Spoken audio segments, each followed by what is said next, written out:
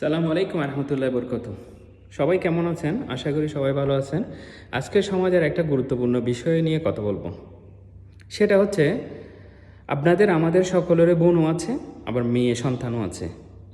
তাদের বিয়ে দেওয়ার সময় আমরা কোন বিষয়গুলো দেখব এবং কোন বিষয়গুলো অ্যাভয়েড করব।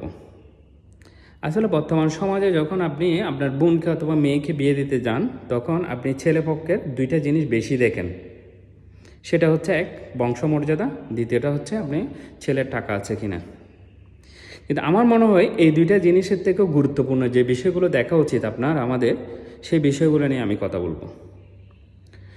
বংশমর্যাদা এবং টাকা পয়সার থেকেও যে বিষয়গুলো সবচেয়ে বেশি গুরুত্বপূর্ণ একটা মেয়ে অথবা একটা মেয়ে সন্তান অথবা একটা বোনকে বিয়ে দেওয়ার আগে আপনার চিন্তা করা উচিত, সেই বিষয়টা প্রথমটা যেটা সেটা হচ্ছে তার চরিত্রটা, ছেলের। যে ছেলে বিয়ের আগে মনে করেন একটা দুইটা তিনটা চারটা পাঁচটা ছয়টা অনেকে 10টা পর্যন্ত গার্লফ্রেন্ড থাকে, হ্যাঁ, তার ক্যারেক্টার বলতে অর্থাৎ মোটেই সুবিধাজনক নয়। চরিত্র বলতে আর কি, যেটা আমরা ভালো চরিত্রের অধিকারী বলে, তার মধ্যে যেটা থাকে না, তো তাকে যদি আপনি মেয়ে অথবা আপনার বোনকে বিয়ে দেন, তাহলে বিয়ের পরও আপনি সেটা সাফার করবেন ডেফিনেটলি। কেন? তার চরিত্রটা কখনো সংশোধনযোগ্য নয়। সে বিয়ের আগে যেটা করছে বিয়ের পরেও সেটা করবে। আপনার মেয়ে অথবা বোনকে সে শান্তি দিবে না। সে তার যে কাজটা গার্লফ্রেন্ড নিয়ে যা 5-10টা গার্লফ্রেন্ড ছিল পূর্বে, সেগুলোই সে কন্টিনিউ করে যাবে লাইফের শেষ পর্যন্ত।